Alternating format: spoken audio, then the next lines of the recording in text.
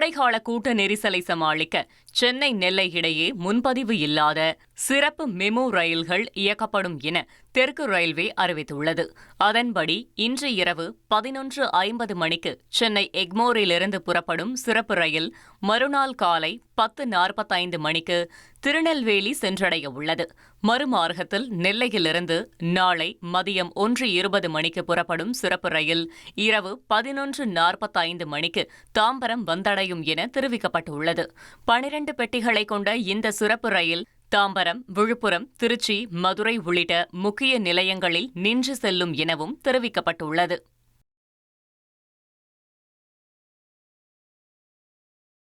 தமிழக தேர்தல் வரலாற்றில் இதுவரை இல்லாத வகையில் பதிவாகியுள்ள 85.12% வாக்குகள் திமுக ஆட்சிக்கு எதிரான மக்களின் கொந்தளிப்பையே காட்டுகிறது என பாமக தலைவர் அன்புமணி தெரிவித்துள்ளார்.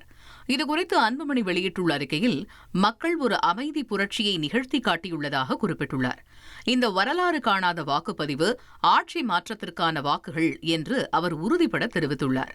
மேலும் அதிமுக தலைமையிலான கூட்டணியின் வெற்றிக்காக கடுமையாக உழைத்த பாமக மற்றும் கூட்டணி கட்சி நிர்வாகிகளுக்கு தனது மனமார்ந்த பாராட்டுக்களை அன்புமணி தெரிவித்துக் கொண்டார்.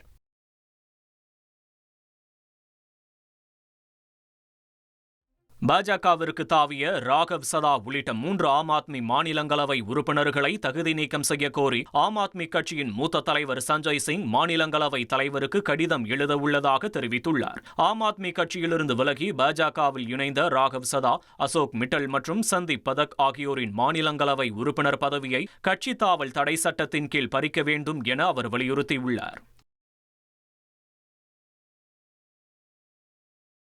பஞ்சாப் மக்களின் நம்பிக்கையை சிதைத்துவிட்டு சென்றவர்களுக்கு பாஜகவிலும் உரிய இடம் கிடைக்காது என பஞ்சாப் முதல்வர் பகவந்த் மான் சாடியுள்ளார். ஆம் ஆத்மி கட்சியிலிருந்து விலகிய 7 ஆம் ஆத்மி எம்பிக்கள் ஏற்கனவே மற்ற கட்சிகளிலிருந்து பாஜகவிற்கு சென்றவர்கள் அங்கு அடையாளமின்றி ஓரங்கட்டப்பட்டுள்ளதாக தெரிவித்தார். மேலும் இந்த 7 பேரின் கதியும் அதுதான் என எச்சரித்த அவர், பாஜகவின் பயன்படுத்திவிட்டு தூக்கி எறியும் அரசியலில் இவர்களின் எதிர்காலம் முடிந்துவிடும் என்றும் கடுமையாக விமர்சித்தார்.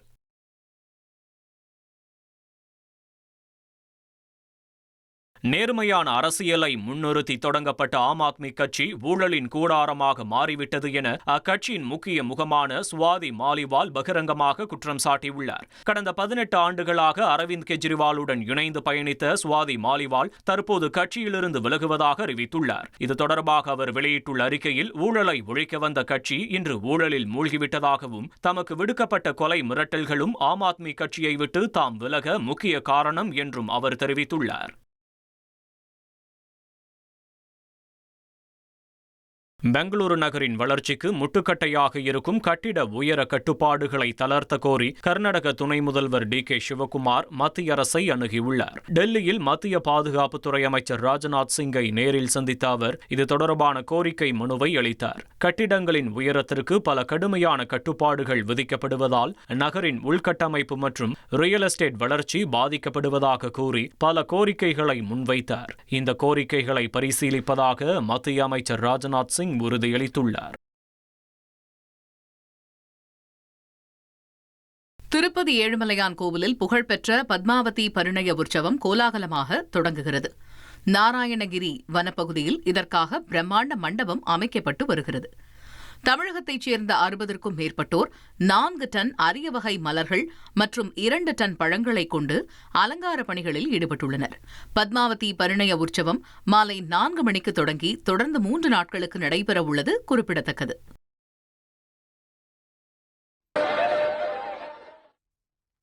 மேற்கு வங்கத்தில் பாஜக ஆட்சிக்கு வந்தால் பெண்கள் நள்ளிரவு 1 மணிக்கு கூட வெளியே செல்லலாம் என்று மத்திய உள்துறை அமைச்சர் அமித்ஷா பேசியுள்ளார்.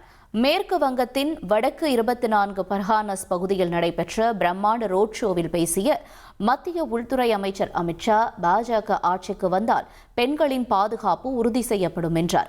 பெண்கள் மாலை 7 மணிக்கு மேல் வீட்டை விட்டு வெளியே வரக்கூடாது என மமதா பானர்ஜி கூறுவதாக குற்றஞ்சாட்டிய அமித்ஷா, பாஜக ஆட்சியில் பெண்கள் நள்ளிரவில் கூட அச்சமின்றி வெளியே செல்ல முடியும் என்று உறுதியளித்தார்.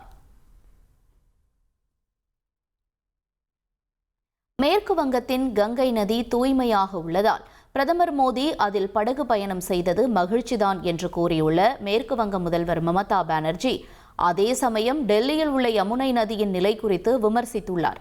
மிக மோசமாக மாசடைந்துள்ள யமுனை நதியில் இறங்கி பிரதமரால் ஒரு முறை குளிக்க முடியுமா என்றும் கேள்வியை மமதா பானர்ஜி எழுப்பியுள்ளார். டெல்லி பாஜக அரசு யமுனையை தூய்மைப்படுத்தாதது ஏன் என்றும் அவர் கேள்வியை முன்வைத்துள்ளார். மகாராஷ்டிராவில் மே 1 முதல் ஆட்டோ மற்றும் டாக்ஸி ஓட்டுநர்களுக்கு மராத்தி மொழி கட்டாயமாக்கப்பட்டுள்ள நிலையில் ஓட்டுநர்களுக்கு அச்சுறுத்தல் விடுக்கக்கூடாது என சிவசேனா மூத்த தலைவர் சஞ்சய் நிருப்பம் தெரிவித்திருக்கிறார். மாநிலத்தில் மராத்தி மொழியை ஊக்குவிப்பதில் தங்களுக்கு உடன்பாடுதான் என்று குறிப்பிட்டுள்ள அவர், ஆனால் அதே சமயம் மராத்தி பேச தெரியாத ஓட்டுநர்களின் உரிமத்தை ரத்து செய்வோம் என மிரட்டுவது தவறு என்று சுட்டிக்காட்டியுள்ளார். ஓட்டுநர்கள் மொழியை கற்றுக்கொள்ள அரசு அவகாசம் வழங்க வேண்டும் என்றும் அவர் வலியுறுத்தியுள்ளார். ஓய்வு பெற்ற அரசு ஊழியர்களின் நிலுவைத் தொகையை வழங்குவதற்காக தெலங்கானா மாநில அமைச்சர்கள் தங்களின் மாத ஊதியத்தில் 50% வழங்க முன்வந்துள்ளனர். மாநில அரசு கடும் நிதி நெருக்கடியை சந்தித்து வரும் சூழலில் ஓய்வு பெற்ற ஊழியர்களுக்கு சேர வேண்டிய பணப்பலன்களை உடனடியாக வழங்க முதல்வர் மற்றும் அமைச்சர்கள் இந்த முடிவை எடுத்துள்ளனர். இந்த நிதி பங்களிப்பு மூலம் ஊழியர்களின் நீண்ட நாள் கோரிக்கையை நிறைவேற்ற தெலங்கானா அரசு திட்டமிட்டுள்ளது. அமைச்சர்களின் இந்த தாராள மனப்பான்மை அரசு ஊழியர்கள் மத்தியிலும் அரசியல் வட்டாரத்திலும் வரவேற்பை பெற்றுள்ளது.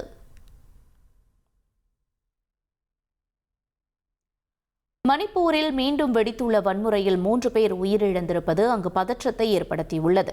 மணிப்பூரின் பிஷ்ணுபூர் மற்றும் சுராச்சந்த்பூர் மாவட்டங்களின் எல்லையில் ஆயுதம் ஏந்திய குழுக்கள் மோதிக்கொண்டதால் 3 பேர் உயிரிழந்த நிலையில் பலர் காயமடைந்துள்ளனர்.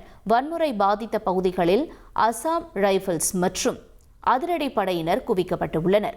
ட்ரோன்கள் மூலம் கண்காணிப்பு தீவிரப்படுத்தப்பட்டுள்ளது. வன்முறை பரவாமல் தடுக்க இணைய சேவை முடக்கப்பட்டுள்ளதோடு பல இடங்களில் ஊரடங்கு உத்தரவும் பிறப்பிக்கப்பட்டுள்ளது. அரிய வகை கனிமங்கள் தொடர்பாக அமெரிக்கா மற்றும் ஐரோப்பிய யூனியன் இடையே புரிந்துணர்வு ஒப்பந்தம் கையெழுத்தாகியுள்ளது. அமெரிக்க வெளியுறவு செயலர் மார்கோ ரூபியோ மற்றும் ஐரோப்பிய ஒன்றிய வர்த்தக ஆணையர் மரோஸ் செஃபோகோவிக் ஆகியோர் இந்த ஒப்பந்தத்தில் கையெழுத்திட்டுள்ளனர். அரிய வகை கனிமங்கள் ஒரு குறிப்பிட்ட இடத்தில் மட்டும் குவிந்திருப்பது பொருளாதார ரீதியாக பெரும் ஆபத்து என ரூபியோ தெரிவித்தார். சீனா போன்ற நாடுகளின் ஆதிக்கத்தை குறைத்து விநியோக சங்கிலியில் பன்முகத்தன்மையை கொண்டு வருவதே இந்த ஒப்பந்தத்தின் முக்கிய நோக்கமாகவும் பார்க்கப்படுகிறது. ரஷ்யாவுடனான கைதிகள் பரிமாற்ற ஒப்பந்தத்தின் மூலம் போர்க்கைதிகளாக இருந்த 193 யுக்ரைனிய வீரர்கள் பத்திரமாக தாயகம் திரும்பியுள்ளனர். ராணுவ வீரர்கள், எல்லை பாதுகாப்பு படையினர் மற்றும் காவல்துறையினர் அடங்கிய இந்த குழுவினர் நாடு திரும்பியதை யுக்ரைன் அதிபர் ஜெலன்ஸ்கி உறுதிப்படுத்தியுள்ளார். விடுவிக்கப்பட்ட வீரர்களை அவர்களது குடும்பத்தினர்கள் உணர்ச்சி பொங்க வரவேற்றனர்.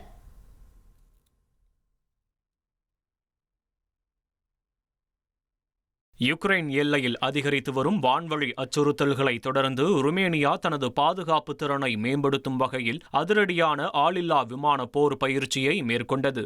ருமேனியாவின் கான்ஸ்டான்டா மாகாணத்தில் உள்ள ராணுவ தளத்தில் அந்நாட்டின் பாதுகாப்பு அமைச்சகம் மற்றும் நேட்டோவின் கூட்டுப்படைகள் இணைந்து இந்த வான்வழி தற்காப்பு பயிற்சியை நடத்தின.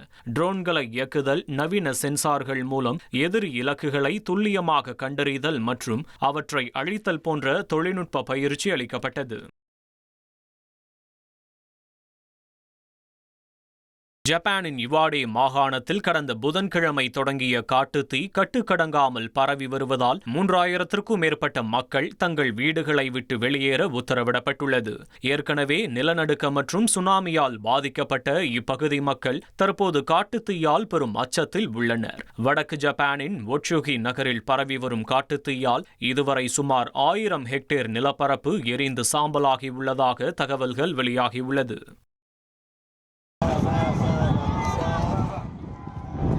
ஆப்பிரிக்கா கண்டத்தில் அமைந்துள்ள கிழக்கு காங்கோவில் நிலவும் போர் சூழல் காரணமாக அருகே உள்ள புருண்டி நாட்டில் தஞ்சமடைந்திருந்த அகதிகளை மீண்டும் அவர்களின் சொந்த நாட்டிற்கு அனுப்பும் பணிகளை புருண்டி அரசு தொடங்கியுள்ளது. கடந்த ஆண்டு M23 கிளர்ச்சியாளர்கள் காங்கோவின் கிழக்கு பகுதியில் உள்ள உவீரா நகரை கைப்பற்றிய பிறகு நடைபெறும் முதல் பெரிய அளவிலான அகதிகள் இடமாற்றமாக இது பார்க்கப்படுகிறது. முன்னதாக புருண்டியில் உள்ள முகாமில் சுமார் 66,000க்கும் மேற்பட்ட காங்கோ மக்கள் தஞ்சமடைந்திருந்தது குறிப்பிடத்தக்கது.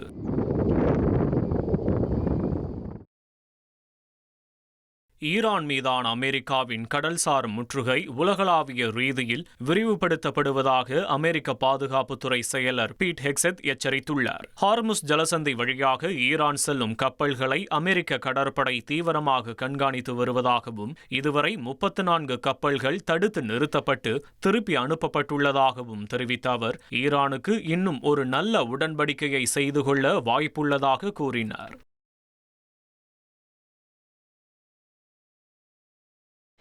யுக்ரைனின் தெற்கு பகுதியில் உள்ள ஒடேசா நகர் மீது ரஷ்யா நடத்திய ட்ரோன் தாக்குதலில் முதிய தம்பதியர் உயிரிழந்ததாக அந்நாட்டு அதிகாரிகள் தெரிவித்துள்ளனர். மேலும் இந்த தாக்குதலில் சுமார் 14 முதல் 15 பேர் காயமடைந்துள்ள நிலையில் மருத்துவமனையில் அனுமதிக்கப்பட்டு சிகிச்சை பெற்று வருவதாகவும் தெரிவிக்கப்பட்டுள்ளது. ரஷ்யாவின் இந்த தாக்குதலால் 2 அடுக்குமாடி கட்டிடங்கள் முற்றிலுமாக சேதமடைந்ததாகவும் கூறப்பட்டுள்ளது.